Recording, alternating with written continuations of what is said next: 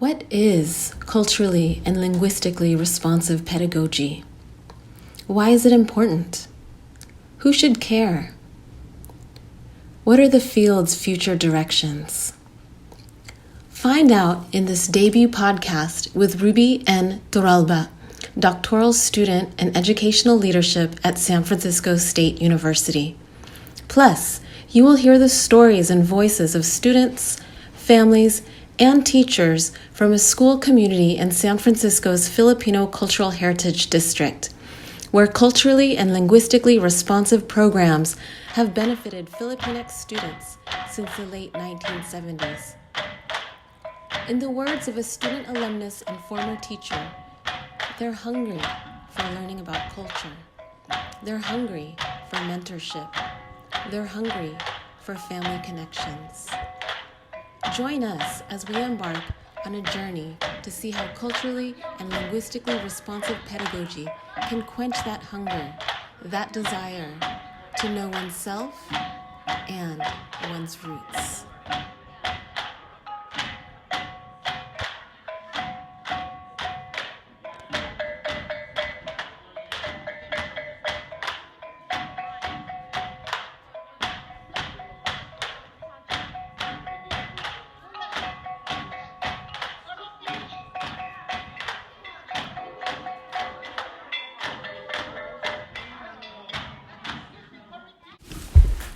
The first and perhaps the master stroke in the plan to use education as an instrument of colonial policy was the decision to use English as a medium of instruction.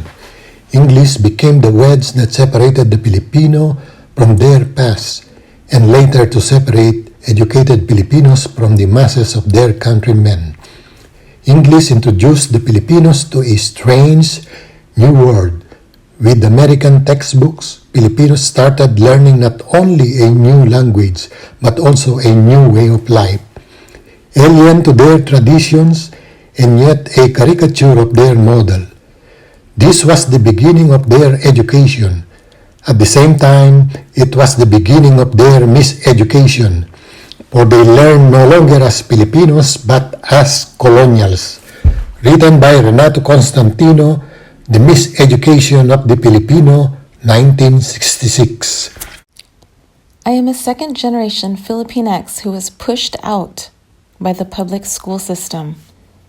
My American education failed me as a youth and child of immigrants. By not having culturally relatable teachers and staff, and being taught a narrative of Eurocentric coloniality in a dominant language.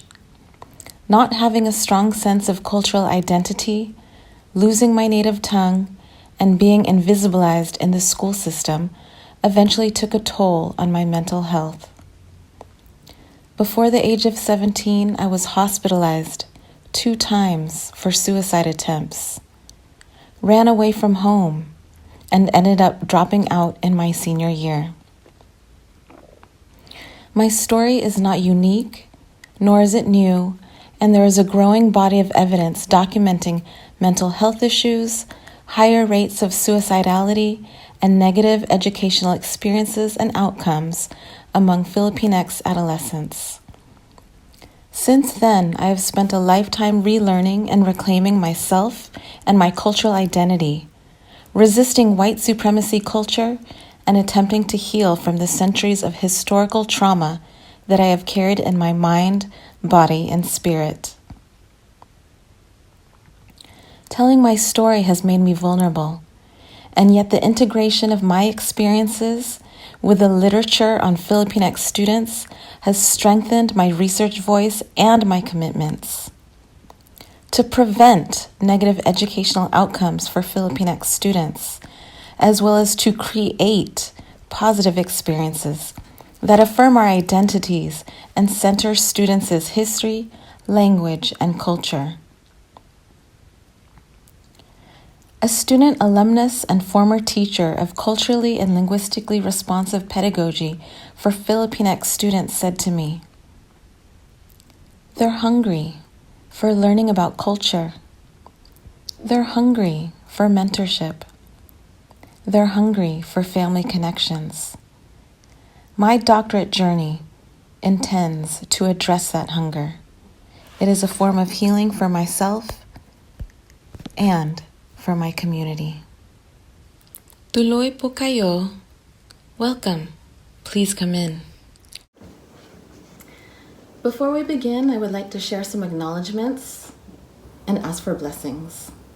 First, I send out my gratitude and appreciation to the Ramaytush Ohlone tribe, the first people of what we now call San Francisco. I am thankful to call this sacred land my home for the last 22 years, the land where my kids were also born and raised. I also ask for blessings and guidance from my ancestors, Papa Rudy, Lula Anjang, Lula Rafina, and Lula Jose, Josti Agnina. And maraming salamat to the community of Filipino organizers, activists, and scholars who came before me. I give thanks to this collective who have helped me find my purpose. My name is Ruby. I am a parent of a rising high schooler and middle schooler who both attended Bessie Carmichael Filipino Education Center, a PK through 8th grade school located in Soma, Pilipinas, San Francisco's Filipino Cultural Heritage District, a neighborhood that has a long history of organizing and activism to create and sustain educational programs that teach Filipinx students about their history, language, and culture.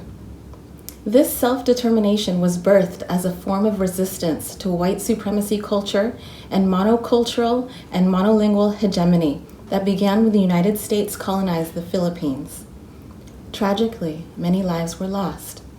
And with the introduction of American schooling, we began to lose our language, history, and culture, our identities. This was the beginning of our invisibilization, and these educational practices live on in our schools today. As a result, many Filipinos experience what Virgilio Enriquez and E.J.R. David call colonial mentality. This is a form of self-hatred and internalized racism, where we subconsciously don't like ourselves. We hate our brown skin, we hate our curly, textured black hair, and our wide, flat noses. And it is this colonial mentality that contributes to poor mental health. Many Filipinos in the United States experience colonial mentality, and in my research, I had the honor of speaking to another parent from the Bessie Carmichael community. You are about to hear a short excerpt of our conversation, where she describes how she experienced colonial mentality as a child, where she pushes away from her lolo, her grandfather, and pushes away from her home language. Please listen to her story, as the transcripts you are about to see were recorded on my smartphone app, and there may be some errors in the words and text. Around it, he's speaking it at age 5. It was in kindergarten where my teacher asked me what my lolo was speaking to me, and he spoke to me. Our native tongue is actually Kapampangan, and I understood it, and I spoke to him in English, and it was that interaction with my teacher that I saw, like, here that indifference is again. Here my teacher that I want to please is like, just a little confused about what my home life is, and I didn't want to be different. So then I told my Lola to pick me up every day. On my way home, on the bus, I was like, Lola, can you stop talking to me in that? That's literally, I remember those words specifically, and my Lola only had a 6th grade education, he only stopped school at 6th grade and limited or to no English, and he actually stopped talking to me in Kapampangan, and then only talked to me with limited English for basically the rest of my childhood up until adolescence, until maybe 15, I started to seek out language again. This parent and I both agree that we chose Bessie Carmichael for their culturally and linguistically responsive pedagogy, as we wanted different experiences for our children. You are now about to hear the perspective of one of the first parents at the Filipino Education Center, a bilingual school for Filipino newcomers that began in response to the Supreme Court case Lau versus Nichols, which asserted a child's right to learn in their primary language. Tita Tina Alejo is also one of the founders of Galing Bata, an after-school program that served as an extension of Filipino language instruction during the school day. The important thing is it's a Filipino pathway program. So just the fact that you have a Filipino pathway program speaks a lot, because it's something that's not really being practiced or implemented in the United States. You know, there's still this whole monolingual English only mentality. That's really the reason why a lot of our kids are probably not doing well in school, because they're not really strategically using the home language and the home culture as an anchor and a bridge towards not only English language acquisition, but also academic development. Because you know the research, they say really it takes 5 to 7 years to develop proficiency in both languages. And once that is set, wow, the brains of those kids are more inclined towards, you know, higher level thinking, higher order thinking, and really those things. School success stems from that confidence and the positive self-concept that's being nurtured, especially when a child starts early in the program. So if you had a child who started kindergarten, and I think I can attest to this because my kids are Bessie alums, and so at the onset, it's already, the message is really clear there. You don't have to apologize for being Filipino. You never have to apologize that you're validating your culture, you're speaking in your language, you're using your language not only to communicate, but to learn and to spread the word about the beauty and the wonders about your culture, and also why you have so much to contribute as a citizen in this country. So a lot of it is, so if you look at the way we put together Galing Bata's mission, which also is based on the Filipino Ed Center's slogan, you like proud to be bilingually smart, is really harmonizing the Filipino and American identities. And I think this is especially true for the second, third, fourth generation kids who have attended the program. You have to start with that. So don't make the children choose between speaking English or speaking Filipino. You can speak both, because that's what it is. That's what you bring to the table. And so when you have that message out there for the kids at the onset, they start thinking that, yeah, a big part of me is being Filipino, and I know myself, I know my roots. So knowing about your roots is really important. It's a crucial part of developing a healthy bilingual, bicultural identity. So, because if you just focus on the English, it's really giving this unspoken message that your Filipino side means nothing. And I think that's what the pathway programs wanted to change. That's what Lenny Juarez wanted to change. That's why it was important for her to develop a maintenance bilingual program out of this one. So you'll see the kids are more confident, they're more active participants of society, and not only that, they're helping the ones after them, the younger generations, because they are living proof that it's possible to harmonize both identities. It's possible to not to be made to choose between using Filipino or using English. So we're moving away from that. Oh, the other more important piece is, for me, it's a way to decolonize the psyche, the colonial psyche of the Filipinos. It's really a pathway towards liberating ourselves from that colonial past.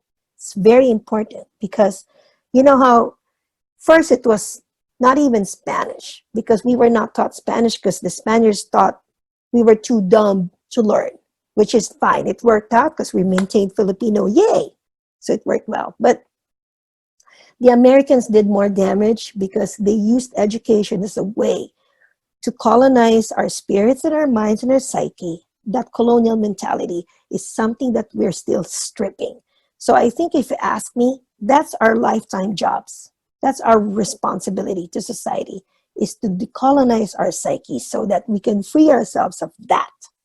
And you start by using your language and your culture to educate your children. Yes, Tita Tina, speak that truth. Knowing when history, language, and culture leads to positive identity development, confidence, and civic engagement. Now let's hear the voice of a fifth grader from Bessie Carmichael's FLES program. FLES is Filipino Language in Elementary School. This young girl spoke out at a Board of Education meeting in response to recent program cuts and changes to her culturally and linguistically responsive after-school program, Galing Bata. If you let them take Galing Bata away, this will be a great loss to the youth, the families, our school, and the community here in some Filipinas. No history, no self, no history, no self is a quote that my Galing Bata teacher, Atelian, taught me to recognize. In this quote, no as in you know something is a homophone for no as in you're saying no to something. This quote means that if you don't know the story of your people and of your ancestors, then you don't know yourself. I have learned a lot of things in Galing Bata about our history. Without Galing Bata, I would have never learned about all these things, and I would have never known myself. So you got to hear the voices of a parent, a teacher and founder, as well as a youth, speaking about why culturally and linguistically responsive pedagogy is important for the Filipino community. But what are its challenges? What are areas of growth? While culturally and linguistically responsive programs such as the Filipino Education Center, Galing Bata, FLES, and the proposed Tagalog Dual Language Immersion Program have the potential to support English learners, develop cultural competency, and increase language diversity in a multicultural society, many limitations impede programs' maintenance and sustainability. These obstacles include a lack of broad-based community support, inadequate resources, insufficient curriculum and materials, a limited supply of trained teachers, and inefficient student recruitment and retention. The political context can also facilitate or hinder foreign language instruction. Under number 45's current administration, where public education is under attack and immigrants are regularly derided on mainstream media outlets, it is no wonder that grassroots organizations such as Galing Bata are threatened.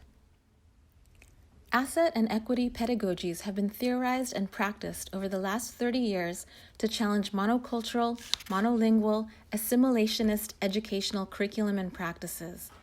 Culturally responsive pedagogy emphasizes high expectations, cultural competence, and critical consciousness to foster academic success and well-being for all students. In their review, Morrison, Robbins, and Rose document how practitioners operationalize culturally responsive pedagogy's goals by reshaping the prescribed curriculum and building on students' funds of knowledge, while students develop critical literacy, engage in social justice work, and question power dynamics within mainstream society and in the classroom. In light of these liberatory intentions and outcomes, scholars have critiqued current asset and equity pedagogy's inability to critically unpack intersectional identities, its failure to challenge asymmetrical structures of power and privilege, creating superficial and essentialist constructions of identity, and its conformity to neoliberalism's multiculturalist agenda. And for the families, educators, and leadership team at Bessie Carmichael Filipino Education Center, we must contend with bridging a Filipino nationalist curriculum with Filipino American history grounded in an ethnic studies framework whose goal is to end racism. Further, the changing racial and ethnic demographics in San Francisco, particularly in Soma Pilipinas, cannot be ignored. And this concludes my humble labor of love as a second-generation Panay, as a daughter, a sister, a wife, a mother, and as a doctoral student for the last year. I hope you learned a little bit more about culturally and linguistically responsive pedagogies. such as those that have been a long part of Bessie Carmichael Filipino Education Center. I hope my short video podcast has highlighted where we can grow as a school, as a community, and as a society, where our hearts, minds, and bodies are fed and nourished. Diyos di Agnina, maraming salamat, muchas gracias, shukran, thank you.